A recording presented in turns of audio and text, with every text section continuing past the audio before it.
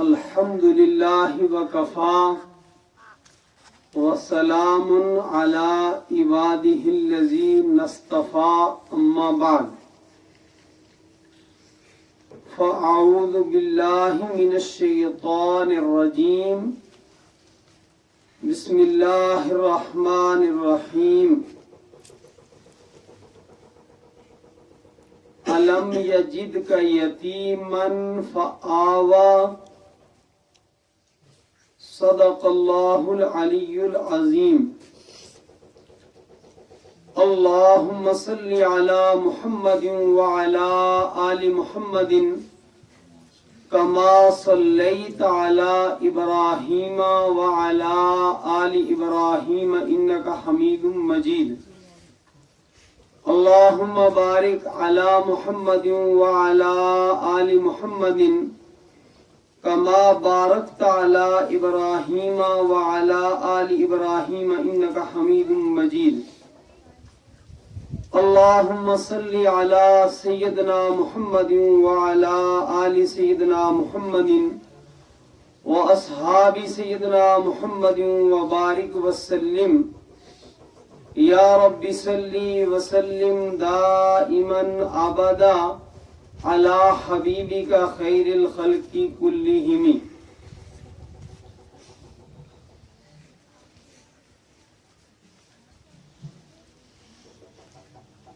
میرے ایمانی بھائیوں، اللہ اپنی رحمت کے صدقے میں جس زبان پر ذکر مصطفیٰ جاری کر دے یہ سعادت کی بات ہے۔ جن کانوں کو اللہ تعالی ذکر مصطفیٰ جیسی عظیم عبادت کے سننے کی توفیق عطا فرما دے، یہ ان کانوں کی سعادت ہے۔ جس جگہ پر ذکر مصطفیٰ ہو یہ اس جگہ کی سعادت کی علامت ہے۔ اللہ رب العالمین جسے اونچا مقام عطا فرماتے ہیں اس فرد کو، اس تحریک کو، اس خانوادے کو مشکلات سے گزارتے ہیں۔ قرآن حکیم میں ہے وَإِذِ ابْتَلَىٰ إِبْرَاهِيمَ رَبُّهُ بِكَلِمَاتٍ فَأَتَمَّهُنَّ قَالَ إِنِّي جَاعِلُكَ لِلنَّاسِ إِمَامًا۔ اللہ تبارک و تعالی نے سیدنا ابراہیم خلیل اللہ علیہ السلام کو آزمایا، اور جب وہ آزمائشوں میں کامیاب ہو گئے تو اللہ تعالیٰ نے اپنی طرف سے ایک انعام عطا فرمایا، اور انعام بھی کیا تھا کہ ایسا انعام اول آخر شاید کسی کو نصیب نہیں ہوا۔ انی جاعلک للناس اماما، ہم نے آپ کو ساری انسانیت کی پیشوائی کا منصب عظمی عطا فرمایا۔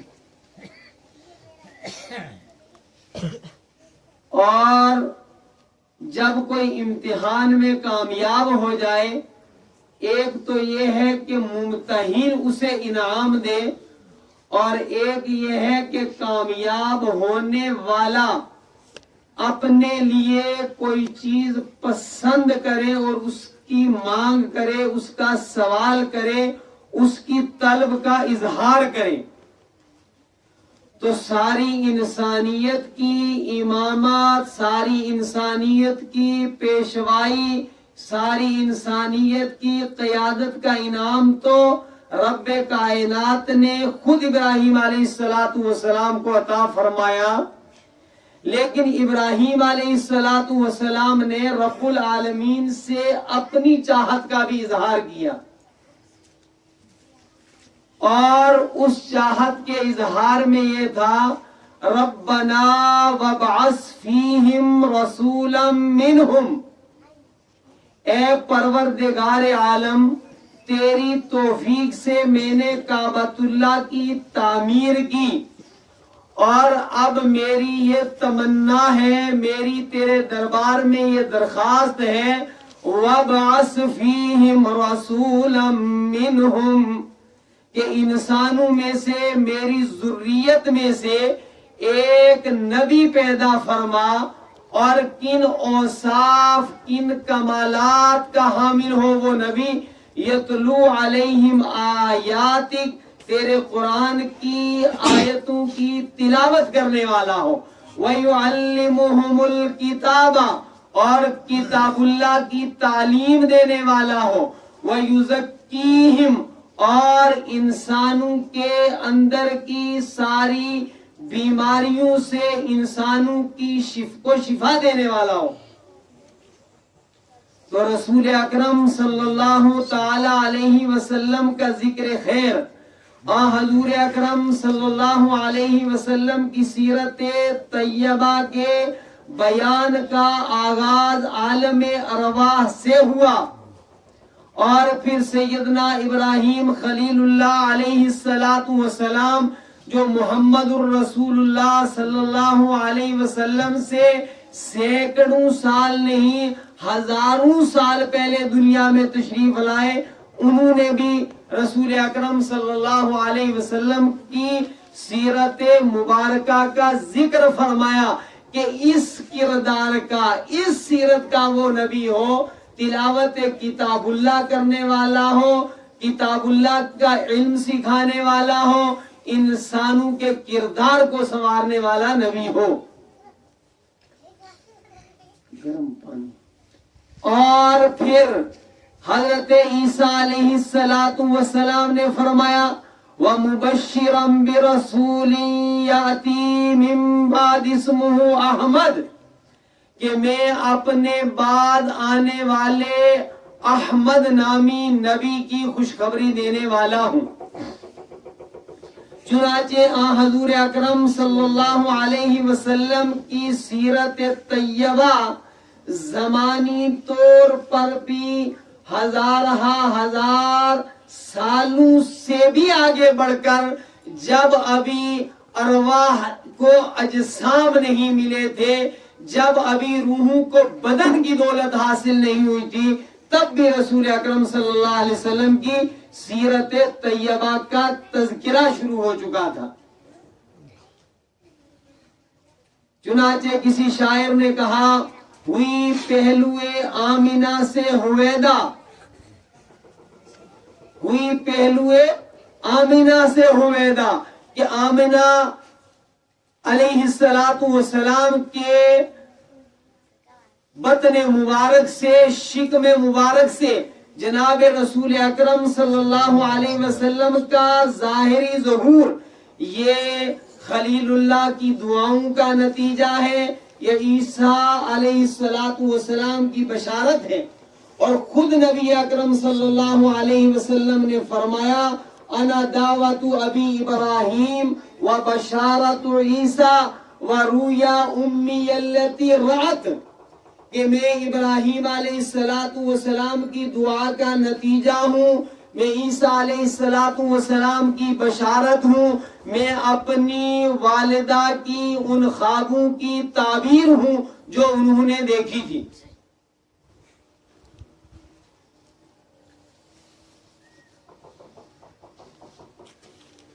چنانچہ رسول اکرم صلی اللہ علیہ وسلم کے نسب میں آتا ہے محمد بن عبداللہ بن عبد المطلب بن ہاشم۔ مکہ مکرمہ میں ہاشم نامی ایک سردار تھے، ہاشم نامی ایک بہت ہی اشراف میں بھی عظیم شرف رکھنے والے ہستی تھی۔ ان کے گھر کے اندر ایک بیٹے کی پیدائش ہوئی، اور پیدا ہوتے ہی بیٹے کے کچھ بال جو ہیں وہ سفید تھے۔ چنانچہ ان کی اس سفیدی بالوں کی وجہ سے سب کے ناموں پر یہ لفظ آیا، سب کی زبانوں پر شیبہ، یہ شیبہ تھوڑے عمر کا حصہ آگے بڑھا تو ان کے والد یعنی ہاشم کا انتقال ہو گیا. ان کی والدہ کا نام تھا سلمہ. اور ایک چیز پر آپ توجہ دیتے جائیں گے کہ ہر وہ چیز جس کو کسی نہ کسی طرح رسول اکرم صلی اللہ علیہ وسلم سے نسبت حاصل ہے، وہ چیز اس نسبت کی وجہ سے پہلے سے ہی اس نام کے اندر بھی ایک کشش ہوگی، اس زمین کے اندر بھی ایک کشش ہوگی، اس کی ہر عادت خصلت کے اندر جو ہے ایک اچھوتا پن ہوگا. پورا مجمع توجہ سے سنے. اگر ایک بندہ بھی مجمع میں توجہ سے نہیں سنے گا تو وہ سب کے ساتھ زیادتی کر جائے گا. چنانچہ ان کی والدہ سلمہ اپنے یتیم بچے کو لے کر مدینہ منورہ کی رہنے والی تھی، وہاں چلی گئی. گویا ان کو اپنے ننہال میں لے کر، بچے کے ننہال میں بچہ وہیں پلا بڑھا اور جوانی کی دہلیز پر قدم رکھا اور جوانی کی شوخیاں شروع کی. مدینہ منورہ کا ایک شخص حارثی نامی دوران سفر مدینہ منورہ گیا. وہاں ایک جگہ نوجوان کھیل رہے تھے، تیر اندازی کا کھیل کھیلا جا رہا تھا. یہ بھی اسے دیکھنے کے لیے چلے گئے تو دیکھا کہ سارے ہی نوجوان با کمال ہیں، لیکن ایک نوجوان ان میں ہے، بس اس کے اندر انجذاب ہے، کشش ہے، کھینچاؤ ہے اور بہت ذوق شوق سے وہ کھیلتا ہے اور کھیل دیکھنے والوں کی توجہ اپنی طرف کھینچ لیتا ہے. اور جب وہ کوئی تیر نشانے پہ سادتا ہے تو پھر بڑے اس سے کہتا ہے کہ میں مکہ کا رہنے والا ہوں اور میں جو ہے بڑے خاندان کا ہوں، اور جس طرح ہوتا ہے کہ اپنے جوہر کے اظہار کے الفاظ استعمال کر رہا ہے. حارثی نامی شخص موقع پا کر اس کے قریب گیا اور کہا کہ بچے تمہارا کیا تعارف ہے؟ تو انہوں نے کہا میں مکہ مکرمہ کا رہنے والا ہوں، فلاں خانوادے سے میرا تعلق ہے، فلاں میرا والد تھا، فلاں میرا دادا تھا، میں یتیم ہو گیا، والدہ کے ساتھ یہاں آ گیا. حارثی نامی اس شخص نے واپس مکہ مکرمہ پہنچ کر اس شیبہ کے چچا مطلب کے ساتھ ملاقات کی اور کہا کہ تمہارا بھتیجا مدینہ منورہ میں ہے، وہ جوان ہو گیا ہے، لوگوں کی آنکھوں کی ٹھنڈک بنا ہوا ہے، اس کے اندر فطرت نے بڑے کمالات رکھے ہیں، اچھا نہیں لگتا، تم اشراف ہو مکہ مکرمہ کے، تمہارا خانوادہ بڑا خانوادہ سمجھا جاتا ہے، میں تمہیں مشورہ دیتا ہوں کہ جا کر اپنے بھتیجے کو لے آؤ اور اپنے ماحول کے مطابق اپنی خاندانی اور نسلی خصوصیات کے ساتھ اس کی تربیت کا انتظام کرو.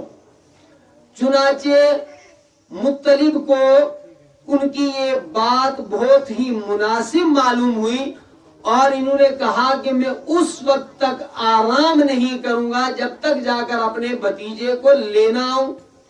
یہ کھڑے کھڑے چل پڑے اور جا کر وہاں شیبہ کے والدہ سلمہ سے ملاقات کی اور انہیں اس پر مائل کیا، اور وہاں والوں نے بھی اس رائے کی تائید فرمائی کہ بچہ مکہ مکرمہ میں اپنے خاندان میں واپس چلا جائے تو یہی بہتر ہے. چنانچہ انہوں نے اپنے اس یتیم بھتیجے کو لیا اور اپنی سواری پر سوار کیا، آگے یہ خود بیٹھے، پیچھے ان کو بٹھایا. اور جب مکہ مکرمہ میں مطلب پہنچے تو یہ پیچھے ہی بیٹھے ہوئے تھے، کیونکہ بہت چھوٹی عمر میں گھرانے سے ادھر چلے گئے تھے، علاقے والے پہچانتے نہیں تھے، تو سب نے یہ کہنا شروع کیا یہ سمجھ کر کے کہ مطلب باہر سے کوئی غلام لائے ہیں تو سب نے کہنا شروع کیا عبد المطلب، عبد المطلب، کہ مطلب کا غلام، اور اسی نام سے شیبہ پھر مشہور ہو گئے۔ یہ بچہ جوان ہوا اور جوان ہونے کے بعد ان کی شادی ہوئی، اور شادی کے بعد انہوں نے منت مانی۔ یاد رکھیں کہ اللہ تبارک و تعالیٰ کے نام کی اگر کوئی شخص منت مانے تو اسے پورا کرنا واجب ہوتا ہے، اور منت جب بھی مانے تو صرف اللہ تعالیٰ ہی کے نام کی مانے، اس لیے کہ منت عبادت ہے۔ منت کیا ہے؟ اور ساری عبادات صرف کس کے لیے ہے؟ اللہ تعالیٰ کے لیے۔ التحیات للہ والصلوات والطیبات للہ۔ رسول اکرم صلی اللہ علیہ وسلم سے بڑھ کر کوئی عابد نہیں ہے، عابد الناس ہے۔ کائنات میں سب سے زیادہ اللہ رب العالمین کی معرفت بھی آپ کو حاصل ہے، اور اللہ رب العالمین کی خشیت بھی سب سے زیادہ حاصل ہے، اور آپ کی عبدیت کا خود رب کائنات نے اقرار کیا ہے، سبحان الذی اسری بعبدہ۔ ٹھیک ہے، رسول اکرم صلی اللہ علیہ وسلم جو ہے وہ عبد کامل تھے، آپ سے بڑھ کر اللہ کی عبادت کرنے والا کوئی نہیں ہے، وہ نمازوں کی شکل میں ہو، وہ دعاؤں کے اعتبار سے ہو، وہ خوف و خشیت کے اعتبار سے ہو، وہ ذکر و اذکار کے اعتبار سے ہو۔ رسول اکرم صلی اللہ علیہ وسلم ہر وقت یاد خداوندی میں رہتے تھے۔ ہم سو جائیں تو زبان کا کوئی مشغلہ جو ہے وہ نہیں رہتا، دماغ کا کوئی مشغلہ نہیں رہتا۔ رسول اکرم صلی اللہ علیہ وسلم حالت بیداری میں ہوں یا حالت نوم کے اندر ہوں، ہر حالت میں رسول اکرم صلی اللہ علیہ وسلم ذکر خدا میں مصروف رہتے تھے۔ آپ صلی اللہ علیہ وسلم کی عبادات یا ایھا المزمل قم اللیل الا قلیلا نصفہ او انقص منہ قلیلا او زد علیہ ورتل القرآن ترتیلا انا سنلقی علیک قولا ثقیلا۔ فرمایا اے کمبل اوڑھ کر لیٹنے والے، قم اللیل، راتوں کو کھڑے ہو جائیے، اور آدھی رات سے زیادہ یا آدھی رات سے کم اللہ کے دربار میں قیام کیجئے، اللہ کے قرآن کی تلاوت کیجئے۔ ہم آپ پر ایک بڑا ذمہ داری کا بوجھ ڈالنے والے ہیں۔ ان لک فی النہار سبحا طویلا، دن پورے کا پورا آپ کا دعوت کے مشن میں گزرتا ہے، آپ راتوں کو اللہ کی عبادت کیجئے۔ میرا ذہن اس طرف جا رہا ہے، اللہ رب العالمین نے سیرت نبوی صلی اللہ علیہ وسلم کو بیان کرتے ہوئے فرمایا الم نشرح لک صدرک ووضعنا عنک وزرک الذی انقض ظہرک، کہ اے نبی صلی اللہ علیہ وسلم ہم نے آپ کے سینے کو کھول دیا ہے، اور ہم نے آپ سے آپ کا بوجھ کم کیا ہے۔ وہ کون سا بوجھ تھا نبی اکرم صلی اللہ علیہ وسلم پر؟ یاد رکھیں، عمومی یہ سمجھا جاتا ہے اور صحیح سمجھا جاتا ہے کہ رسول اکرم صلی اللہ علیہ وسلم پر دعوت کا بوجھ تھا۔ نبی اکرم صلی اللہ علیہ وسلم جو اللہ تبارک و تعالیٰ کی طرف انسانوں کو بلاتے تھے تو انسان آپ کے مبارک راستے میں رکاوٹیں ڈالتے تھے، آپ کا مذاق اڑاتے تھے، آپ کا تمسخر کرتے تھے، آپ کے راستے میں کانٹے بچھاتے تھے، آپ کو غلط باتیں کہتے تھے۔ لیکن علماء کی ایک جماعت اس طرف گئی ہے کہ وہ اصل دعوت کے راستے میں جو رکاوٹیں پیش آئی ہیں اس سے پہلے ہی سورہ مبارکہ کا نزول ہو چکا تھا۔ تو پھر وہ کون سا بوجھ تھا، وہ کون سی ناگواری تھی؟ تو علماء نے لکھا ہے کہ دعوت اللہ کے باقاعدہ ذمہ داری سے پہلے آپ ہمہ وقت جو ہے وہ یاد خدا کے اندر رہتے تھے، تو آپ کا براہ راست یعنی ظاہری طور پر دعوت کا کام کرنے کے بعد آپ کو مخلوق کے ساتھ بھی ایک توجہ ہوتی تھی، اور پہلے ساری توجہ آپ کی رب العالمین کی طرف سے ہوتی تھی۔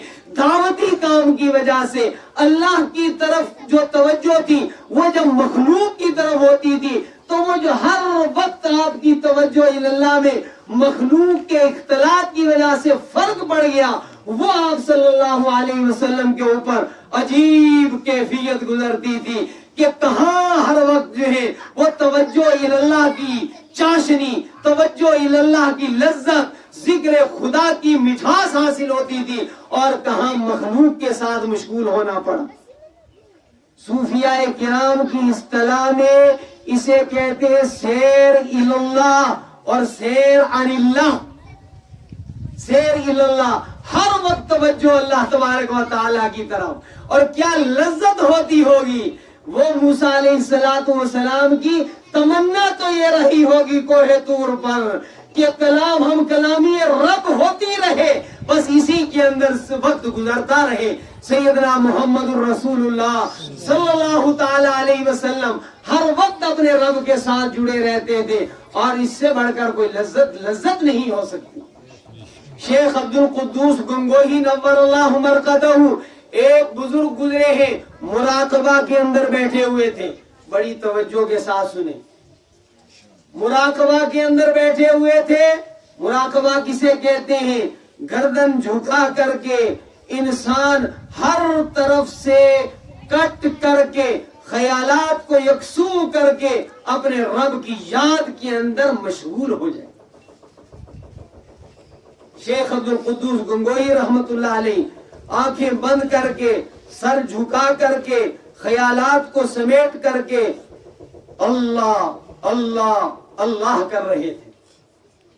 ادھر مسجد میں اقامت ہونے لگی تو آپ اٹھے اور جھنجھلا کر کے کہا کہ اوہو اوہو، حضوری سے ہٹا کر کے دربانی میں کھڑا کر دیا۔ حضوری کی اپنی لذت ہے۔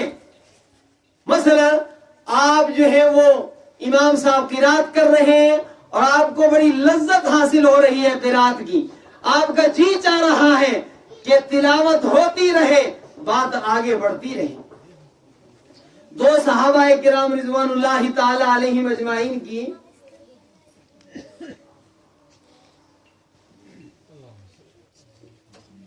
رات کو ڈیوٹی تھی سرحد کی حفاظت پر، تو دونوں نے آپس میں مشاورت کی کہ ایسا نہ ہو دونوں پر نیند کا غلبہ ہو جائے اور ہم سے اپنی مفوضہ ذمہ داری میں کوتاہی سرزد ہو جائے۔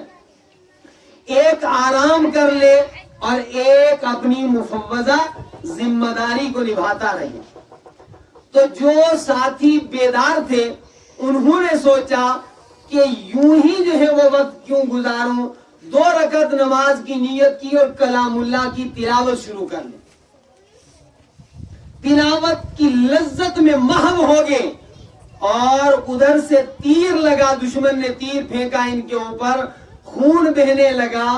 تو کچھ دیر کے بعد انہوں نے نماز مکمل کی اور اپنی مفوضہ ذمہ داری کی طرف متوجہ ہوئے، لیکن فرمانے لگے کہ مجھے تلاوت کلام ربانی میں ایسی لذت آ رہی تھی، اگر ذمہ داری میں کوتاہی کی سزا کی مجھے جو ہے وہ خوف نہ ہوتا اور جواب دہی کا احساس نہ ہوتا، تیر لگتے رہتے مگر میں تلاوت قرآن حکیم کو منقطع نہ کرتا۔ بہرحال میں یہ عرض کر رہا تھا آپ سے کہ رسول اکرم صلی اللہ علیہ وسلم نے فرمایا آپ سب سے زیادہ اللہ کی عبادت کرنے والے تھے، اور سفر معراج میں جب آپ تشریف لے گئے تو آپ نے رب کائنات کے حضور جو تحیہ پیش فرمائی، جو آداب بجا لائے رب کائنات کے حضور، التحیات للہ والصلوات والطیبات للہ، تمام جتنی بھی قولی فعلی عملی عبادات ہیں وہ صرف کس کے لیے ہیں؟ اللہ تعالی ہی کے لیے. قولی عبادت بھی اللہ کے لیے، فعلی عبادت بھی اللہ کے لیے، مالی عبادت بھی اللہ تعالیٰ کے لیے. تو جب بھی اگر کوئی منت مانی جائے تو چونکہ منت عبادت ہے اور عبادت کی حقدار واحد ذات الہ ہے، اس کے علاوہ کوئی عبادت کے لائق ہرگز نہیں ہے. یا ایھا الناس اعبدوا ربکم الذی خلقکم والذین من قبلکم لعلکم تتقون. اے دنیا بھر کے انسانوں سن لو، عبادت صرف تمہارے رب کی ہے، تمہارے رب کے علاوہ کسی کی عبادت ہرگز نہیں ہے. کیوں عبادت اسی کی ہے؟ اس لیے کہ پیدا صرف اسی نے آپ کو کیا ہے، آپ کے باپ دادا کو بھی اسی نے پیدا کیا ہے، لہذا عبادت بھی اسی کی ہے. اس کے علاوہ کسی کی عبادت کرنا شرک ہے، شرک. تو عبد المطلب نے یہ منت مانی کہ اگر مجھے میرے خالق میرے مالک رب نے 10 بیٹے عطا کیے تو ایک بیٹے کی قربانی میں دے دوں گا. چنانچہ ان کو 10 بیٹے ہوئے اور 10واں بیٹا جو پیدا ہوا اس کا نام رکھا عبداللہ. حالانکہ کوئی پڑھا لکھا ماحول وہ نہیں تھا، لیکن اس کو نسبت کیا حاصل ہونی تھی؟ اس نسبت کی ہر چیز کے اندر جو ہے ایک معنویت ہے، ایک حسن ہے، وہ یوں ہی لغو چیز نہیں ہے. عبداللہ عبد المطلب کے 10ویں بیٹے تھے. سارے بیٹے جوان ہو گئے اور منت کو پورا کرنے کے لیے وہ تیار ہو گئے. قرعہ اندازی کی کہ 10 بیٹوں میں سے کس بیٹے کی قربانی دی جائے. تو نام نکلا عبداللہ کا. جب عبداللہ کا نام نکلا اور یہ تیار ہو گئے، عرب اپنے عزم کے بڑے جو ہیں وہ دھنی ہوتے ہیں، اس کو پورا کرنے والے ہوتے ہیں، وہاں بچنے کی کوشش نہیں ہوتی، وہ سیدھی سیدھی بات کرتے ہیں، اس کے اوپر عمل کرتے ہیں. چنانچہ جب وہ عبداللہ کو قربان کرنے کے لیے تیار ہو گئے، لوگوں کو پتا چلا تو کوہرام مچ گیا کہ یہ بچہ جینے کے لیے ہے.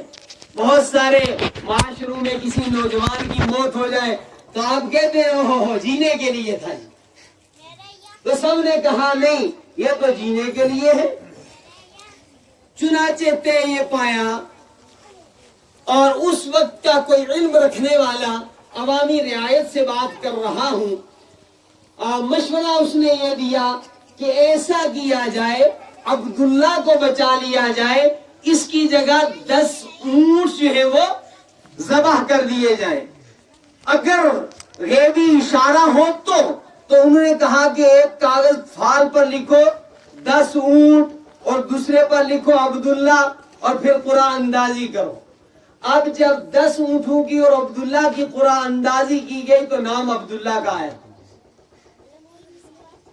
سماج کے باشعور لوگوں نے کہا نہیں، 20 اونٹوں کی قربانی دے دیں گے لیکن عبداللہ بچنا چاہیے. ایک طرف 20 اونٹ، دوسری طرف عبداللہ. پھر نام عبداللہ کا آیا. 30 40 50 60 70 80 90 100. جب ایک طرف 100 اونٹ دوسری طرف عبداللہ لکھا تو اب جو ہے قرآن میں نام 100 اونٹ کا آ گیا اور عبداللہ بچ گئی. اللہ رب العالمین کی مشیت اور آپ کے کارنامے، یہ عبداللہ جوان ہوئے اور جوان ہونے کے بعد مدینہ منورہ کے سفر کے لیے ایک قافلے کے ساتھ روانہ ہوئے.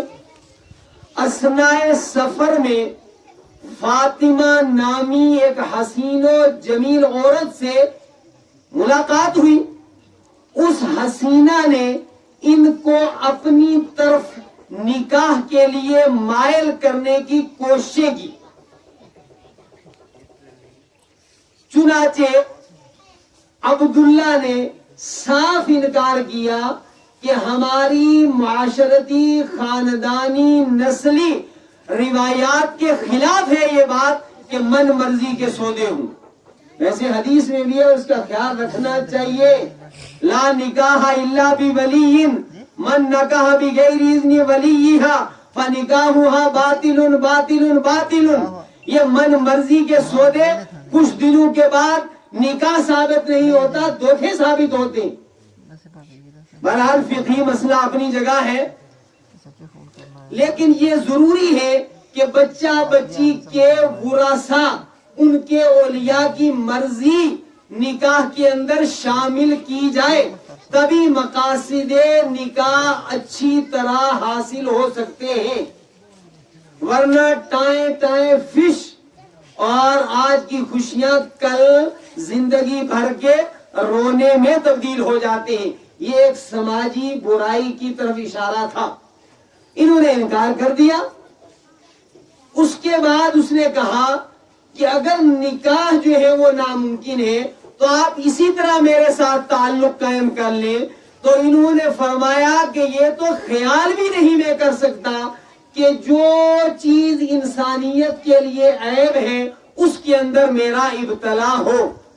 اور ایک بات عقیدے کی ہے کہ رسول اکرم صلی اللہ علیہ وسلم سے لے کر حضرت سیدنا آدم علیہ السلام تک آپ کی اوپر کی جتنی نسلیں ہیں ان کے اندر حرام کاری نہیں تھی، وہ پاکیزگی تھی ان کے اندر.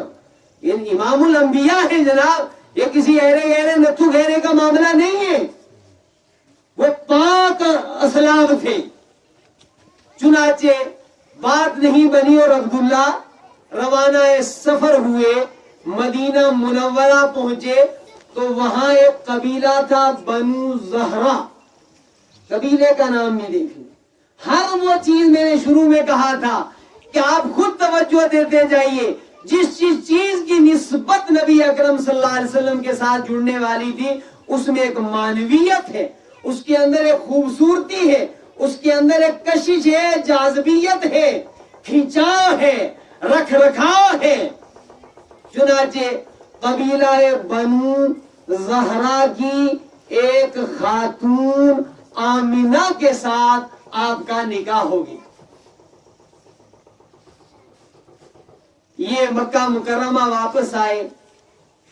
کچھ دن واپسی پر اسی فاطمہ نامی لڑکی کے ساتھ دوبارہ عبداللہ کی ملاقات ہوئی اور اس نے کہا کہ اوہو، آپ کے چہرے کے اندر ایک چمک تھی، وہ چمک اب میں سمجھتی ہوں کہ کہیں منتقل ہو گئی.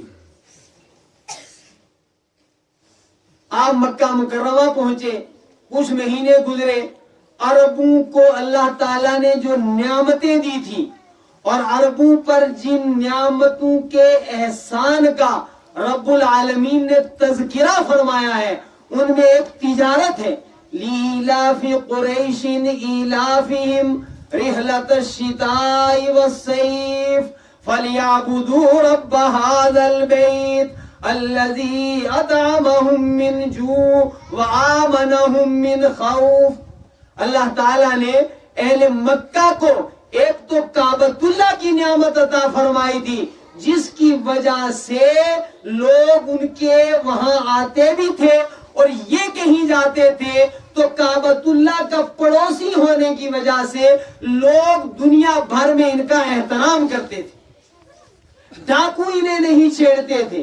اور اللہ تعالیٰ نے مکہ مکرمہ کے رہنے والے لوگوں کے لیے تجارت کا ایسا نظام بنایا تھا کہ سردیوں میں بھی ان کی تجارت کا سلسلہ جاری رہتا تھا، گرمیوں میں بھی ان کی تجارت کا سلسلہ جاری رہتا تھا.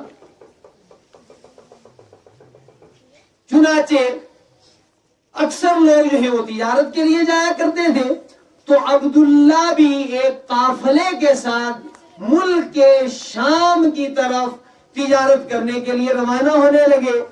شادی کو تھوڑا ہی عرصہ گزرا تھا. نئی نویلی دلہن خاتون کو اپنے شوہر وفادار کی جدائی ناگوار گزر رہی تھی اور بہرحال میرے اس علاقے کی خطہ پیر پنجال کی مصیبتوں میں سے ایک مصیبت یہ بھی ہے، خدا کرے اس کا کوئی علاج نکل آئے، کہ لمبے لمبے عرصے تک میاں بیوی کے درمیان جدائی رہتی ہے۔ یہ بڑی بری چیز ہے۔ کوشش کرنا چاہیے تھوڑا کھا لو، مل جل کے زندگی گزارو، سرے دس اس پر اتنا ہی کافی ہے، پھر کسی موقع سے۔ تو نئی نویلی دلہن پر یہ بات بڑی ناگوار گزری، تو عبداللہ نے انہیں تسلی دی، تشفی دی کہ دیکھیے ہمیں زندگی گزارنی ہے، اس کے لیے وسائل کی ضرورت ہے اور نکمہ نہیں رہنا چاہیے۔ میں بہت مجالس میں کہتا ہوں، یہاں بھی آپ کو کہہ کے جا رہا ہوں، سیدنا حضرت عمر ابن خطاب رضی اللہ تعالیٰ عنہ نے فرمایا، لعنت اس نوجوان پر جو اپنی جوانی میں بیکار رہے۔ مجھے تعجب ہوتا ہے کہ دچھی بھی مولوی فتح محمد آئے، یہاں بھی 4 قسم کے دلی اور جموں کے بسکٹ سامنے رکھے جاتے ہیں، یہاں بھی لوگ وہ جو رکھتے ہیں ڈیو سامنے، یہاں بھی رکھتے ہیں پیپسی سامنے۔ یہ چیزیں ہمارے لیے قاتل ہیں معیشت کے طور پر۔ آپ کی چیزیں کھانے کے لیے ان کو پیسہ دیتے ہو؟ میں اس طرح بولنا چاہتا ہوں، لیکن چونکہ موضوع رکھا ہے آپ نے، یہ ہماری قاتل چیزیں ہیں۔ کیا ضرورت ہے آپ کو 2000 روپے کی شادی میں بازار سے آپ آئس کریم لاتے ہیں؟ مصیبت اس میں صحت ہے تو مجھے بتاؤ، اس کے اندر آپ کے لیے کوئی غذائیت ہے تو مجھے بتاؤ، صرف اپنے پیسے کے ساتھ دشمنی۔ آپ کا یہ پانی دنیا میں مشینوں کے اندر فلٹر کر کے جو پانی پیے جاتے ہیں، اس سے زیادہ شفا دینے والا، صحت کے لیے مفید آپ کا یہ پانی ہے، اس کو آپ چھوڑ کر کے وہ مصیبت بیماری خرید کر کے لاتے ہیں۔ وہ فینٹا ہوتا ہے نا، فینٹا، آپ نے بھی یہاں اچھی بات ہے ضرورت کی ہے کہ بیت الخلا سیٹ والے بنائے ہیں، تو فینٹا کو ایک دن سیٹ میں ڈالنا کتنا بہترین صاف کرے گا، تو یہ آپ کے اندر جا کر کیا کر دے گا۔ لیکن میں تو کہہ کر جا رہا ہوں کہ شیندرا میں آؤں تو مجھے بازار کی چیز کبھی مت کھلاؤ، مت پلاؤ، لسی پلاؤ، دودھ پلاؤ، گندم کی روٹی کھلاؤ، اپنے چاول کھلاؤ، اور اپنی تقریبوں کے اندر بھی اسی کا اہتمام کرو اللہ کے لیے۔ محنت سے کماتے ہو اور خوشی خوشی آگ لگاتے ہو۔ ہمارا سماج ان چیزوں میں برباد ہوتا جا رہا ہے، باخدا چھوڑا ان چیزوں کو۔ بعد میں کیا کر رہا تھا؟ ہاں، کہ عبداللہ نے فرمایا کہ ضرورت ہے۔ ہاں، دوسری بات یہ کہنا چاہتا ہوں کہ محنت کرو۔ پہلے زمانے میں ہمارے آبا و اجداد نے جو ہماری تعمیر کی ہے وہ کیسے کی؟ اگر یہاں کوئی لوگ ڈاکٹر بنے ہیں، پروفیسر بنے ہیں، ماسٹر بنے ہیں، مولوی بنے ہیں، وہ کیسے بنے ہیں؟ وہ پنچایت کے پیسوں پر بنے ہیں؟ نہیں، وہ ہماری ماں، دادی، نانی کے انڈوں پر، مرغوں پر، کچھیوں پر، موٹھی پر، اس طریقے سے ہماری تعمیر ہوئی تھی، اور اب ہم دنیا بھر کا گند کھا کر آئندہ نسلوں کو برباد کر رہے ہیں۔ بے برکتی چیزیں ہیں۔ صوفیاء نے لکھا ہے کہ بلا ضرورت کے ہوٹل کا کھانا مت کھاؤ۔ مجدد الفسانی رحمت اللہ علیہ کے 2 بیٹے تھے، اور چونکہ بڑا گھر تھا، وہ ہند میں سرمایہ ملت کا نگہبان، تو ایک دن ایسا ہوا کہ لوگ مسجد میں نماز پڑھ رہے تھے اور مجدد الفسانی رحمت اللہ علیہ کے بیٹے باہر کھیل رہے تھے۔ حضرت خواجہ باہر نکلے تو یہ کیفیت ہوتی ہے، غیب نہیں ہوتا، غیب صرف کس کے پاس ہے؟ وما یعلم الغیب الا اللہ۔ لیکن ایک کیفیت ہوتی ہے قلب کی، ایک خوشبو ہوتی ہے، آپ کو اندازہ ہو جاتا ہے کہ یہ بدکار ہے، یہ نیکوکار ہے۔ تو بچے کھیل کیا رہے تھے کہ ایک طرف جو ہے گناہگاروں کے جوتے رکھے ہوئے، دوسری طرف نیکوکاروں کے جوتے رکھے ہوئے۔ تو حضرت مجدد رحمت اللہ علیہ پر بڑے بادشاہ گزری کہ ابھی بہت جلدی انہوں نے کرامات دکھانا شروع کر لی ہے، تو انہوں نے اپنے پیر خواجہ باقی باللہ رحمت اللہ علیہ کو خط لکھا کہ بچے تو ابھی کھیل رہے ہیں، نماز کے بھی مکلف نے اور کرامتیں دکھانے لگے۔ تو آپ نے فرمایا کہ ہوٹل کا کھانا کھلا دو معاملہ صاف ہو جائے. بلا ضرورت یہ بازار کی چیزیں ہیں. گاؤں کی چیزوں پر ہماری تعمیر ہوئی تھی اور بازار کی چیزوں پر ہماری نسلیں برباد ہونے لگی. آپ وہ چیزیں یہاں بناؤ کہ ان کے لیے شہر والے ترسے وہ آپ سے خریدیں, ان سے پیسے لو, پیسے انہیں مت دو. اور یہ سارے کام کیے جا سکتے ہیں, یہ سارے کام کیے جا سکتے ہیں, کرتا کوئی نہیں, اور یہ اچھی بات نہیں ہے. بہرحال حضرت عبداللہ نے فرمایا مختصر سی تجارت کے لیے جا رہا ہوں, واپس آؤں گا. اور جب قافلے واپس آیا کرتے تھے تو ایک بیگل بجتا تھا, ایک گھنٹی بجتی تھی, تو تمام لوگ اپنے خاندان کے افراد جو سفر سے واپس آ رہے ہوتے تھے ان کو لینے کے لیے باہر جایا کرتے تھے. اور یہ بڑی اچھی بات ہے, کوئی آئے آپ اس کا استقبال کریں خوش دلی کے ساتھ, خاص طور پر اپنے رشتہ داروں کا, ماں باپ کا, اپنے اولاد کا. چنانچہ یہ گئے اور جب قافلہ واپس آیا تو گھنٹی بجی اور سارے لوگ جو ہیں اپنے اپنے رشتہ داروں کے استقبال کے لیے باہر نکلے. حضرت آمنہ رضی اللہ تعالیٰ عنہا بھی باہر تشریف لے گئی, لیکن دیکھتی ہیں کہ عبداللہ نظر نہیں آ رہے. سارے قافلے والے چلے گئے, عبداللہ نظر نہیں آئے. بات پھیلی, قافلے والوں سے پوچھا تو انہوں نے بتایا کہ وہ واپسی میں بیمار ہو کر کے مدینہ منورہ بنو زہرہ اپنے سسرال میں رک گئے. چنانچہ یہ رشتہ دار تیار ہو گئے کہ چلے گئے ان کی تیمارداری کے لیے, بیمار پرسی کے لیے, اور جانا چاہیے, خیال رکھنا چاہیے اپنے رشتہ داروں کا. گاؤں میں کوئی بوڑھا ہے, اس کی اولاد اس اہل نہیں, اس کے اپنے حالات نہیں کہ وہ علاج معالجہ کروا سکے. جس کو 4 پیسے دیے تنہا یا 2-4 آدمی مل کر کے اس کو جموں لے جائیں, اس کا علاج کروائیں, اس کے علاج معالجے کا جو ہے وہ انتظام کریں, اس کو ساتھ دیں. یہ ہماری سماجی ضروریات ہیں اور یہی دین ہے, یہی دین ہے. چنانچہ یہ حضرات نکلے اور راستے میں انہیں معلوم ہوا کہ عبداللہ کا انتقال ہو گیا, صرف 18 سال کی عمر. اب آمنہ کی عمر تو اس سے بھی چھوٹی ہوگی, تو ان کے دل کے اوپر کیا گزری ہوگی. بہرحال اللہ تعالیٰ کا فیصلہ تھا, اور حضرت آمنہ وہ حمل سے تھی. فرماتی ہے یہ حمل میرے لیے بڑا عجیب تھا.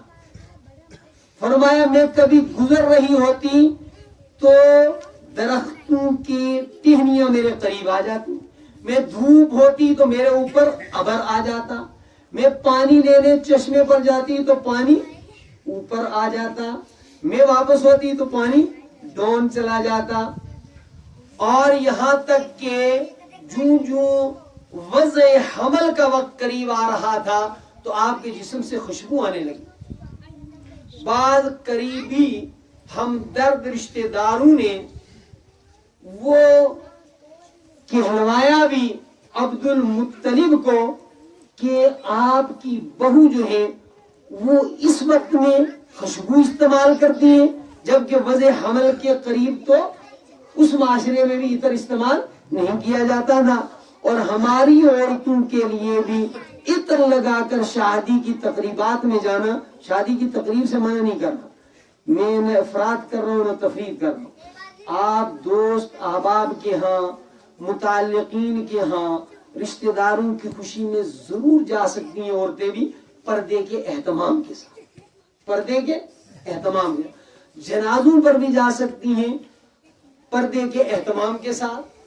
تو خوشبو لگا کر اگر جائیں گی, بس میں بیٹھیں گی, کوئی سفر کریں گی, یہ حرام ہے عورتوں کے, اس سے بچنا چاہیے. شوہر کو راضی کرنے کے لیے, شوہر کی توجہ حاصل کرنے کے لیے گھر کے اندر, اپنے بیڈ روم کے اندر عورت عطر کا استعمال کر سکتی ہے, بناؤ سنگار کر سکتی ہے, کرنا چاہیے. دوسرا موضوع تو فرمایا کہ آپ کی بہو وضع حمل کے ایام کے قریب خوشبو کا استعمال کرتی ہیں, تو انہوں نے بہت پاس و لحاظ کے ساتھ اس کا تذکرہ حضرت آمنہ کے سامنے کیا. انہوں نے کہا کہ میں ایسا ہرگز نہیں کرتی, یہ جو میرے پیٹ میں کوئی باکمال ہستی ہے, شاید اس کا یہ کمال ہے کہ میرے جسم سے خوشبو کے بھبوکے پھوٹ رہے.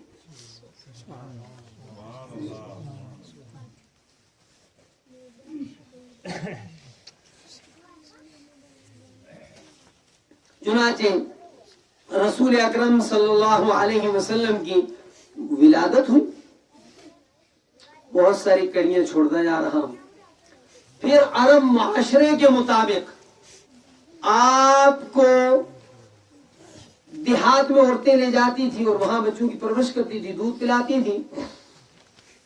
اور حضور اکرم صلی اللہ علیہ وسلم چھوٹے تھے تو طائف کے قریب سے ایک قبیلہ, اس قبیلے کا نام بھی کتنا پیارا, بنو سعد. جدھر رشتہ ہوا وہ بنو زہرہ, یہ قبیلہ بنو سعد. اس کے 10 عورتیں اپنے ایک قافلے کے ساتھ مکہ مکرمہ سے بچے لینے کے لیے آئیں. ان میں ایک بہت ہی پیارے نام کی عورت حلیمہ سعدیہ, بامن مانویت ہے, خوبصورتی ہے نام ہی کے اندر. وہ خود کتنی اچھی ہوں گی, اور نام کا جو ہے وہ صفات پر اثر ہوتا ہے تو صفات بھی کتنی اچھی ہوں گی ان کی.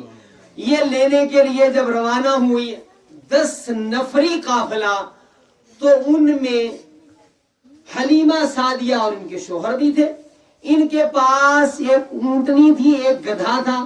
ایک کے اوپر جو ہے وہ سامان سفر تھا اور ایک پر یہ خود سوار تھے. لیکن ان کی سواری اتنی کمزور, لاغر, نحیف و نزار تھی کہ باقی والوں کا سفر ان کی وجہ سے بار بار کھوٹا ہوتا. جو سفر کا ایک انداز تھا اس کی وجہ سے ان کے انتظار میں ان کو رکنا پڑا. بالآخر ان کو کہنا پڑا کہ بھئی آپ تو تیزی سے اپنا سفر جاری رکھیں, ہم بھی پہنچ جائیں گے اگر اللہ تعالیٰ نے چاہا. لڑکھڑاتے ہوئے باقی والے گئے اور جا کر معلوم کیا کہ کہاں کہاں نومولود ہیں, یعنی نئے بچے کہاں کہاں پیدا ہوئے ہیں. اور یہ عورتیں بچوں کو دودھ انعام کے حاصل کرنے کی لالچ میں جو ہے وہ پلایا کرتی تھی کہ بھئی ہم فلاں کے بچے کو دودھ پلائیں گے اور وہ ہمیں اتنا انعام دے گا, مزدوری دے گا. چنانچہ جب بتایا فلاں فلاں گھر میں نومولود ہے, کہا وہ عبداللہ کا یتیم بھی ہے. تو ادھر تو جانا ہی کسی نے گوارا نہیں کیا کہ ہم دودھ پلاتی ہیں, پرورش کرتی ہیں انعام کے لیے, جس کا باپ ہی نہیں تو انعام ہمیں کون دے گا. چنانچہ انہوں نے سارے بچے لے لیے اور یہ تاخیر سے پہنچے تو کسی نے کہا کہ ایک یتیم بچہ رہ گیا ہے, باقی جتنے نومولود تھے وہ باقی عورتوں نے حاصل کر لیے ہیں, معاملات طے ہو گئے ہیں. عورتوں کو اپنی گود ہری بری رہے اس کی بڑی جو ہے وہ ایک چاہت ہوتی ہے. اس لیے کبھی تو بے وقوفی میں کہہ دیتی ہیں, کم عقلی میں کہہ دیتی ہیں, اے اللہ دے چاہے لولا لنگڑا ہی دے. ارے بھائی جب اللہ سے لینا ہے تو لولا لنگڑا کیوں مانگتے ہو؟ اس طرح مانگو جیسے انبیاء علیہ الصلوۃ والسلام نے مانگے. ربی حبلی من الصالحین, اللہ بیٹا دے, صالح دے, اور جو صالح ہوگا وہ یقیناً قائد ہوگا قوم کا, وہ ملت کا قائد ہوگا. تو اللہ سے جب بھی مانگے ذرا بڑھیا چیز مانگا کریں. آپ وہاں مطالبے رکھتے ہیں جن کے جو خود فقیر ہیں بین الاقوامی. آپ خداگروں کے سامنے بڑے بڑے جو ہے وہ اپنے پلان رکھتے ہیں, اور جہاں بڑے بڑے پلان رکھنے چاہیے ادھر آپ کی توجہ ہی نہیں جاتی. جو ذلیل کرتے ہیں ان کے ہاں رات بھی جاتے ہیں, دن میں بھی جاتے ہیں, اور جو رسوا نہیں کرتا اس کے دربار میں جاتے نہیں, الٹی ہی گنگا بہاتے ہیں. ہم اللہ سے بڑھیا چیز مانگنی چاہیے اور وہیں سے بڑھیا چیز ملتی ہے. اور اللہ تعالیٰ کسی کو بتاتے بھی نہیں کہ یہ میرے پاس آ کر مانگتا ہے. یہ 1000 روپیہ دیتا ہے, سب کو دن میں سناتا ہے آج وہ آیا تھا تو پھر اس کو میں نے 1000 روپیہ کر کے دی. پھر کچھ دنوں کے بعد مانگنے کے لیے پہنچ جاتا ہے اور اللہ دے کر مانگتا نہیں ہے, اللہ کسی کو بتاتا نہیں ہے. بہرحال یہ پہنچی اور انہوں نے سوچا چلو انعام نہ ملے لیکن میری گود تو خالی نہ رہے، میں خالی ہاتھ واپس اپنے دیہات گاؤں گھرانے میں نہ جاؤں۔ تو کسی نے کہا کہ وہ ہے عبداللہ کے یتیم کا گھر، یہ وہاں پہنچی تو ان کو بتلایا کہ وہ تو سو رہے ہیں۔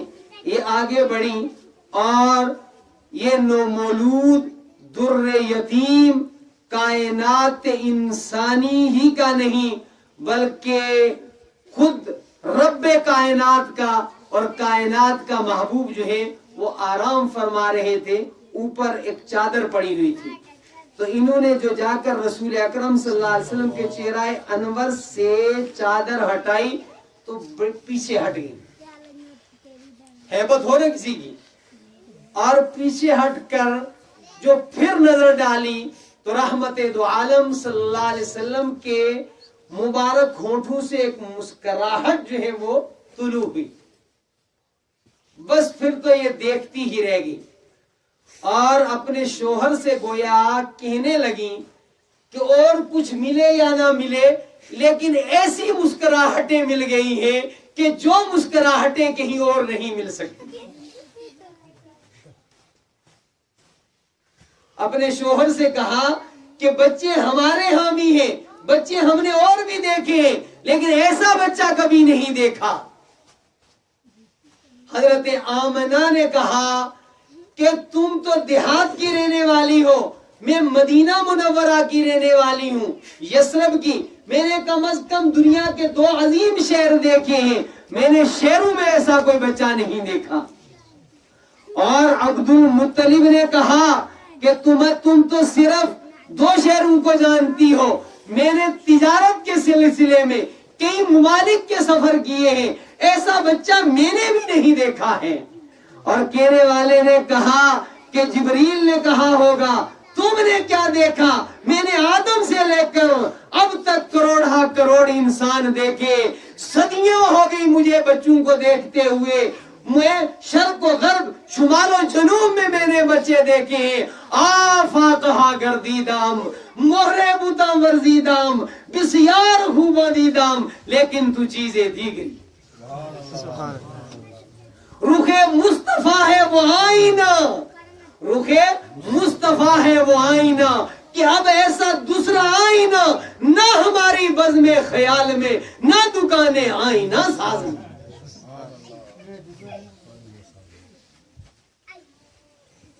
وہ چہرہ منورہ جس کا تذکرہ رب کائنات قرآن میں فرمائے قد نرا تقلب وجہک فی السماء فلنولینک قبلۃ ترضاها فول وجہک والضحیٰ۔ یہ ہمارے ہی نبی ہیں جن کے ایک ایک عضو کا تذکرہ رب کائنات نے فرمایا ہے۔ تو رحمت دو عالم صلی اللہ علیہ وسلم کی مسکراہٹ کو کیا دیکھا حلیمہ سعدیہ نے، کہا میری قسمت کا ستارہ کمال کے اوپر پہنچ گیا ہے۔ اور پھر فرماتی ہے، اور یوں ہی نہیں کہہ رہا، سیرت کی کتابوں میں باقاعدہ یہ لکھی، نوجوان اور تھوڑے سے فارغ علماء کو ان سیرت کی کتابوں کو باقاعدہ پڑھنی چاہیے، جیسے سیرت حلبیہ ہے وغیرہ وغیرہ۔ فرمایا کہ پھر میں کیا دیکھتی ہوں کہ اس نومولود کی آنکھوں سے ایک نور نکلا، جب آنکھیں کھولی تو آنکھوں سے ایک نور نکلا اور وہ نور کی کرنیں دخل فی السماء، آسمان میں داخل ہوئی۔ اس کے بعد جو اس بچے کو لیا ہے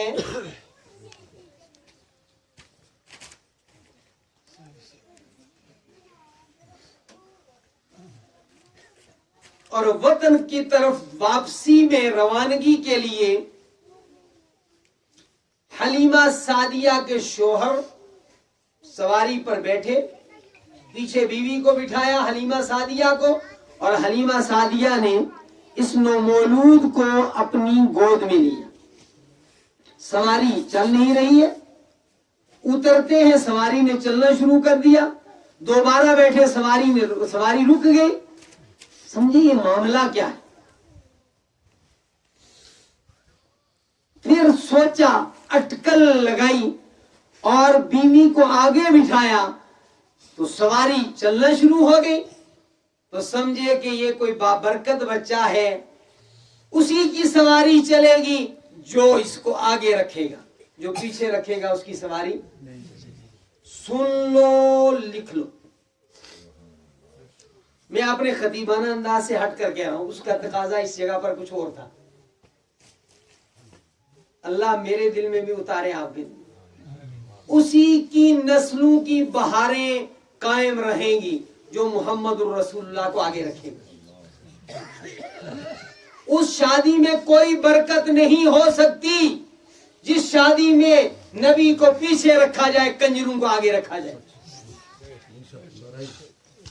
وہ خاندان نہیں پھل پھول سکتا جو محمد الرسول اللہ کو پیچھے چھوڑ دے اور شیطانی طریقوں کو اپنے آگے رکھے. یہ وہاں سیرت سے یہ چیز سیکھو. جس نے محمد الرسول اللہ کو آگے رکھا وہ اس دنیا میں بھی کامیاب، قبر میں بھی کامیاب، آخرت میں بھی کامیاب. چنانچہ جب انہوں نے اس نو مولود کو آگے رکھا، سواری چل پڑی. اور پھر جو نبی کو آگے رکھے گا اس کی سواری کیسے چلے گی؟ ساری تہذیبوں کو پیچھے چھوڑ جائے گی، سب کی ترقیوں کو پیچھے چھوڑ جائے گی، سب کے مناصب کو پیچھے چھوڑ جائے گی، سب کے عہدے پیچھے رہ جائیں گے، مال والے برباد ہو جائیں گے، یہ سنتوں والا کامیاب ہو جائیں گے. وہی سواریاں جو ساتھ چلی تھی اور حلیمہ سعدیہ کی سواری پیچھے رہ گئی تھی اور یہ آگے آ کر سارے بچوں کی مالک بن گئی تھی اور یہ جلدی میں واپس چلی گئی تھی اور حلیمہ سعدیہ واپسی میں ان سے پیچھے چلی تھی. سارے کارواں کو پیچھے چھوڑ کر اب کی بار یہ 3 نفری قافلہ آگے بڑھ گیا. تو اس باقی قافلے کے افراد نے کہا کیا آپ نے سواری بدل لی ہے؟ کہا سواری نہیں بدلی، سوار بدلا، سوار بدلا. آپ دیکھتے نہیں، دور دراز کسی گھرانے کا ایک بچہ ہے، اس کے باپ کو بھی کوئی نہیں جانتا، مگر وہ بہترین حافظ قرآن بن جاتا ہے، عالم دین بن جاتا ہے، معاشرے کے بڑے بڑے کروڑہ پتی پچھلی صف میں ہے، وہ آگے. آپ دیکھتے ہیں نا، اور دیکھتے ہو تو سمجھو بھی تو صحیح. یہ ایک مثال ہے، جو شریعت کو آگے رکھے گا، جو سنت کو آگے رہے گا، وہ یہاں بھی آگے، وہ آگے بھی آگے. اور جو محمد الرسول اللہ کو پیچھے چھوڑیں گے تو یاد رکھو، اذا وقعت الواقعہ لیس لوقعتها کاذبہ خافضۃ رافعہ. وہ واقع ہونے والی یقیناً واقع ہوگی، اس کے واقع ہونے میں کوئی جھوٹ نہیں ہے. لیکن واقع ہونے کے بعد کیا ہوگا؟ بڑے بڑے کھڑپیچ، بڑے بڑے سٹیجوں کی زینت بننے والے دے مارے جائیں گے، اور غریب حفاظ علماء سنتوں کے پابند نبی صلی اللہ علیہ وسلم کے طریقوں کو اپنانے والے وہاں بلندیوں پر ہوں گے، وہاں بلندیوں پر ہوں گے. ذرا لمبی نظر سوچو، تنگ نظر مت بنو کہ یہی 30 40 50 سال کا معاملہ نہیں ہے. یہ تو زندگی کا شارٹیسٹ پیریڈ ہے، شارٹیسٹ چھوٹا سا پیریڈ ہے. یہ زندگی بڑی لمبی ہے. جو سنت کو آگے رکھے گا میرے بھائیوں، اس کو کتنا بلند مقام ملے گا پتا ہے؟ حضرت عائشہ رضی اللہ تعالی عنہا فرماتی ہیں کہ ہمارے گھر میں ایک بندہ آیا اور رسول اکرم صلی اللہ علیہ وسلم کی زیارت کے انتظار میں کھڑا رہا. جب حضور اکرم صلی اللہ علیہ وسلم کی زیارت ہوئی تو اس نے عرض کی، یا رسول اللہ صلی اللہ علیہ وسلم، ایک چیز مجھے بڑی ستاتی ہے، تڑپاتی ہے، پریشان کرتی ہے، اور وہ یہ ہے کہ جب کبھی میں اپنے گھر میں ہوتا ہوں اور آپ کو دیکھنے کا شوق انگڑائیاں لیتا ہے، تو چل پڑتا ہوں، آ کر آپ کی زیارت کر لیتا ہوں. لیکن کچھ دنوں سے یہ خیال ستا رہا ہے کہ اس دنیا سے آپ نے بھی پردہ فرمانا ہے، آپ کا وصال بھی ہونا ہے، اور مجھے بھی موت آنی ہے، اور جنت جو ہے وہ یقیناً ہے، اس پر ایمان ہے ہمارا. الجنت حق، یہ ایمان ہے. والنار حق، یہ ایمان ہے. والموت حق، موت حق ہے، قبر حق ہے. تو اگر مجھے جنت میں اللہ تعالیٰ نے داخل کر بھی دیا، بات کرنے کا انداز دیکھیں، بدتمیزی کا انداز نہیں، جیسے میں تو ٹھیکیدار ہوں جنت کا اور باقی سارے گناہگار ہیں. یہ مومن کا انداز نہیں ہوتا. یہ مومن کا سارے نبی کا کلمہ لا الہ الا اللہ محمد الرسول اللہ پڑھنے والے، محمد عربی کو خاتم النبیین کہنے والے انشاءاللہ جنت میں جائیں گے. اللہ سب کو لے جائے. اور یار میں نے تو نے دینی ہے گھر سے کہ ہم ہی جائیں گے وہ والے نہیں جائیں گے. اللہ سب کو جنت عطا فرمائے گا. امید رکھو، سب کے لیے دعائیں کرو. تو صحابی کیا کہتے ہیں، یا رسول اللہ صلی اللہ علیہ وسلم اگر اللہ نے مجھے جنت میں داخل بھی کر دیا تو آپ کے درجات تو بہت بلند ہوں گے، اور میں تو بہرحال جہاں بھی ہوا آپ کے برابر تو میرا مقام نہیں ہو سکتا. آپ امام الانبیاء ہیں، تو آپ کا مقام تو سارے نبیوں سے بھی بلند و بالا ہوگا، اور مجھے آپ کی زیارت اگر وہاں نصیب نہ ہوئی تو اس جنت کو بھی کیا لینا دینا. ایک شوق تھا، ذوق تھا. رسول اکرم صلی اللہ علیہ وسلم خاموش ہو، کچھ نہیں فرمایا. ہوتے نا پیر صاحب مولوی صاحب اسی وقت سر ڈھوکتے تھے. اللہ کے رسول، خاموشی چھا گئی. آسمان سے فرشتہ اتر آیا، من یطیع اللہ والرسول فاولئک الذین انعم اللہ. فرمایا جو اللہ کا کہنا مانے. لیکن بات یہیں تک نہیں، تو جلدی مت کیا کر. اللہ کا کہنا مان لیا جنت میں چلے جاؤ گے. اللہ کا کہنا بھی، محمد رسول اللہ کا کہنا بھی. اللہ رسول، اللہ رسول، اللہ کا حکم، نبی کا طریقہ. اب گویا آپ نے اللہ کا کہنا مانا. جس نے اللہ کے کہنے کو نبی کے طریقے کے مطابق نہیں نبھایا، گویا اس نے اللہ کا کہنا مانا ہی نہیں. اس نے، آپ نے کہا تھا پتھر ادھر ڈالنا، یہ سارے اٹھا کر نیچے نالے میں ڈالتا رہا تو شام کو مزدوری 2000 روپے دیں گے اس کو. اور بیوقوف، تو مزدوری کا حقدار تب تھا جہاں میں نے کہا وہاں ڈالا، تو نے 1 کلومیٹر اور دور ڈال دیے. تو اللہ کا کہنا تب مانا جائے گا کہ اللہ کے کہنے پر عمل اس طرح کرو جس طرح محمد رسول اللہ صلی اللہ علیہ وسلم نے بتایا. فرمایا جو اللہ کے کہنے پر عمل محمد رسول اللہ کے طریقے پر کرے گا وہ زندگی میں کتنا کامیاب ہوگا. فَأُولَئِكَ الَّذِينَ أَنْعَمَ اللَّهُ عَلَيْهِمْ مِنَ النَّبِيِّينَ وَالصِّدِّيقِينَ وَالشُّهَدَاءِ وَالصَّالِحِينَ. اس کو کہاں ڈسٹرکٹ بورڈ میں جگہ ملے گی؟ ارے تیرے ڈسٹرکٹ بورڈ کی کوئی حیثیت نہیں. اسمبلی میں ملے گی، ریاستی اسمبلی میں، تیری ریاستی اسمبلی کی وہاں کوئی حیثیت نہیں. پارلیمنٹ میں ملے گی نہیں.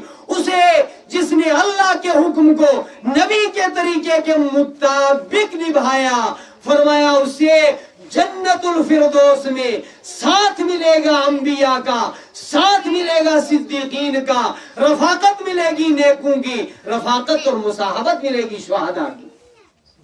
جو نبی کے طریقے کو آگے رکھے گا وہ اتنا کامیاب ہوگا زندگی میں. میں جب زندگی کہوں تو جنت سمیت زندگی کہتا ہوں. میں نے پہلے کہا کہ یہ زندگی کا چھوٹا سا پیریڈ ہے، زندگی تو بڑی لمبی ہے. تو حلیمہ سعدیہ فرماتی ہے کہ ہماری وہی سواری جب ہم نے اپنے آپ کو وابستہ کیا محبوب کل جہاں سیدنا محمد الرسول اللہ صلی اللہ علیہ وسلم کے ساتھ، اور اس طرح وابستہ کیا کہ آگے تھے محمد الرسول اللہ، پیچھے تھے ہم، پھر ہماری سواری ساری سواریوں کو کراس کر گئی، سب پیچھے رہ گئے، اور ہماری منزل نے گویا ہمارے قدم چوم لیے۔ اور فرماتی ہیں کہ جب میں گھر میں پہنچی تو ہم نے بکریاں رکھی ہوئی تھی۔ حدیث جو ہے وہ سیرت کی کتابوں کے الفاظ ہیں جن کا میں ترجمہ کر رہا ہوں۔ فرماتی ہیں کہ میرے گھر ہی میں نہیں بلکہ پوری بنو سعد کی بستی میں خوشبو ہی خوشبو آنے لگی۔ گھر کی ہماری بکریاں جو قحط سالی کی وجہ سے، چارہ نہ ملنے کی وجہ سے دودھ سے محروم تھی، فرمایا ان کے تھنوں میں دودھ بھرا ہے۔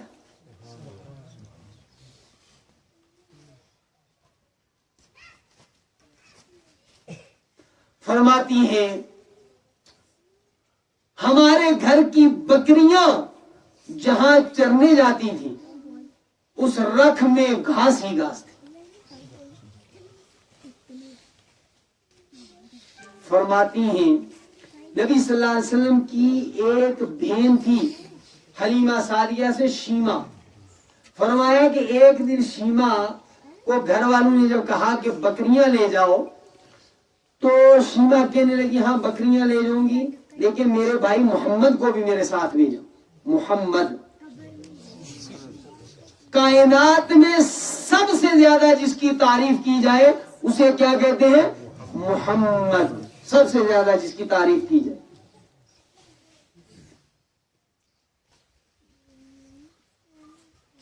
بتا دیتا ہوں، الگ سے کلپ بنا لینا۔ مائیکل ہارٹ جو ہے وہ ایک سائنسدان گزرا ہے، مذہباً یہ عیسائی تھا، وطناً امریکی تھا، اور علماً سائنسدان تھا، کوئی مذہبی عالم نہیں تھا، کوئی عرب کا رہنے والا نہیں تھا، کوئی مسلمان نہیں تھا۔ اس نے ایک کتاب لکھی ہے دی 100، 100 پوری انسانی تاریخ کے 100 لوگوں کے اوپر اس نے اپنے تاثرات لکھے ہیں، اور ان 100 انسانی تاریخ کے عظیم انسانوں میں نمبر 1 پر، ٹاپ پر جناب محمد الرسول اللہ صلی اللہ علیہ وسلم کو لکھا۔ اگر وہ مذہبی تعصب کرتا تو حضرت عیسیٰ کو ایک نمبر پر رکھتا، اگر وہ سائنس کی نگاہ سے دیکھتا تو نیوٹن کو ایک نمبر پر رکھتا، اگر وہ وطنی تعصب پرست ہوتا تو کسی امریکی کا نمبر 1 پر تذکرہ کرتا، کم از کم اسی کا تذکرہ کرتا کہ جس نے امریکہ کو دریافت کیا۔ لیکن اس نے لکھا کہ انسانی تاریخ میں اس سے بڑھ کر عظیم ترین ہستی کوئی نہیں گزری، اور یہ اس نے کوئی احسان نہیں کیا، حقیقت خود کو منوا لیتی ہے، مانی نہیں جاتی، حقیقت منواتی ہے اپنے آپ کو، یہ اس کی مجبوری تھی۔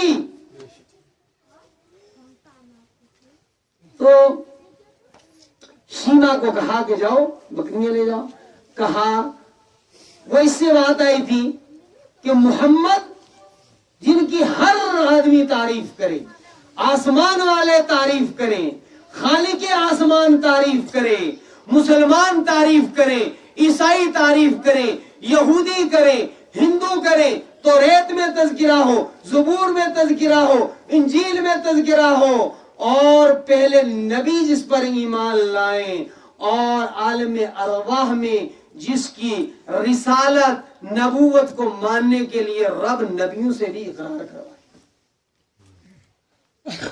اور احمد جو سب سے زیادہ کائنات میں اللہ کی تعریف زیادہ کرے۔ میرے نبی محمد بھی تھے، احمد بھی تھے۔ چنانچہ شیما نے کہا کہ میں بکریاں لے جاؤں گی چرانے کے لیے، لیکن میرے ساتھ میرے بھائی محمد کو بھی بھیجو۔ تو والدین نے کہا ہم تو بوڑھے ہیں، ہم تو آ نہیں سکتے رکھ میں، اور تو بکریاں وہ شرارتی مخلوق ہے، ایک ادھر بھاگے گی، دوسری ادھر بھاگے گی، تیسری ادھر بھاگے گی، تو ان کو संभाले گی کہ بھائی کو संभाले گی؟ کہا نہیں، میں 1-2 مرتبہ پہلے بھی بھائی کو لے گئی. تو عجیب بات، جب میں محمد بھائی کو ساتھ لے گئی، جلدی جلدی بکریاں چر کر کے پانی پی کر کے محمد بھائی کے قریب گھیراؤ ڈال دیتی، اور اس کا چہرہ وہ بھی دیکھتی رہتی ہے، میں بھی اسی کا چہرہ دیکھتی رہتی ہوں. اور دیکھو صحیح حدیث ہے، حجۃ الوداع میں نبی اکرم صلی اللہ علیہ وسلم نے بہت بڑی تعداد میں اونٹ ذبح کیے تھے. لکھا ہے کہ لائن لگی اونٹوں کی، ایک کو ذبح کر، تو اونٹ ذبح ہونے کے لیے ایک دوسرے سے آگے بڑھنے کی کوشش کر رہے تھے کہ محمد رسول اللہ صلی اللہ علیہ وسلم ہمیں ذبح کر دیں اپنے دستے مبارک سے.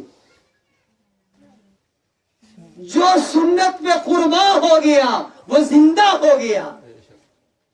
اسی لیے اس قافلہ، عشاق رسول کے قافلہ سالار اور بلبل باغ رسالت علماء دیوبند کی کڑی کے ایک بہت ہی عمدہ شخصیت سید عطا اللہ شاہ بخاری نے کہا تھا، او جبریل تو رک گیا سدرۃ المنتہا کے پاس یہ کہہ کر کے کہ اگر میں یہاں سے آگے جاؤں گا تو میرے پر جل جائیں گے. تو عطا اللہ شاہ بخاری نے کہا، جبریل اگر تیری جگہ میں ہوتا نانا مدنی صلی اللہ علیہ وسلم کے ساتھ، تو جبریل کیا تمہیں یہ معلوم نہیں ہے کہ محمد عربی کے ساتھ والوں کو جلا ملتی ہے، وہ جلا نہیں کرتے، یعنی انہیں زندگی ملا کرتی ہے. اور اگر میں آقا مدنی کے پاؤں میں جل بھی جاتا تو یہ زندگی سے بہتر تھا. نہیں سمجھا کچھ آدمی نے؟ جلا اردو میں کہتے ہیں زندگی کو. تو وہ جنہیں محمد عربی کا ساتھ مل جائے، جو ان کے مشن پہ مر جائیں، وہ زندہ ہو جایا کرتے ہیں. وہ شخصیت ہوتی ہے، مرا شخص کرتا ہے، شخصیت زندہ ہوتی ہیں. مرا تو ابو جہل ہے، مرا تو ابو لہب ہے، مرا تو امیہ بن خلف ہے، اور بلال آج بھی زندہ ہے. وہ ابو بکر کے تذکرے آج بھی منبر و محراب میں ہے. عثمان و علی اور سیدنا عمر فاروق اور عبد الرحمن ابن عوف، ابو ہریرہ، عبداللہ ابن مسعود، ان کے کارنامے آج بھی زندہ ہیں. جن کے کارنامے زندہ ہیں گویا وہ زندہ ہے. تو سیدنا محمد عربی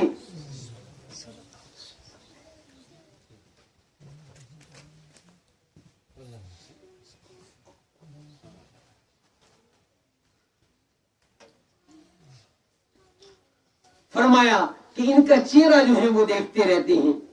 تو جانور دست نبوت سے ذبح ہونے کے لیے ایک دوسرے پر سبقت حاصل کرتے تھے. میرے بھائیوں، حضور اکرم صلی اللہ علیہ وسلم سے ہماری نسبت یہ بڑی مقدس نسبت ہے، یہ بڑی مقدس نسبت ہے. اور حضور اکرم صلی اللہ علیہ وسلم کی ذات پر بحیثیت نبی ایمان لانا فرض ہے. جو نبی پر ایمان نہیں لایا وہ مسلمان ہی نہیں ہے. جس دل کے اندر نبی کی محبت نہیں وہ کافر کا دل ہے، فاسق کا دل ہے. لہذا سیرت کو پڑھیں، سیرت کو سمجھیں، سیرت کو سمجھائیں، اور سیرت کو سنیں، سیرت کو سنائیں. کسی ایک مجلس کے اندر اس کو پوری طرح بیان نہیں کیا جاتا. اگر جامع انداز سے بیان کر دیا جائے تو بھی بات نہیں بنتی. لہذا مختلف نشستوں کے اندر رسول اکرم صلی اللہ علیہ وسلم سے متعلق مختلف موضوعات سے گفتگو کی جاتی ہے. جو حضرات ذوق شوق رکھتے ہوں، سیرت پر بہت ساری میری گفتگویں جو ہیں وہ یوٹیوب پر موجود ہیں، وہاں سے آپ حضرات سنیں. اور بھی علماء کے بیانات ہوتے رہتے ہیں. 4 تحصیلوں میں سیرت کے عنوان سے تنظیم اجلاس کرنے جا رہی ہے 1-2 ہفتے کے اندر، وہاں بھی شرکت فرمائیں. اللہ رب العالمین ہماری اس مجلس کو اپنی شان رحمت سے قبول فرمائے. آج اتنی ہی گفتگو کا موقع ہے.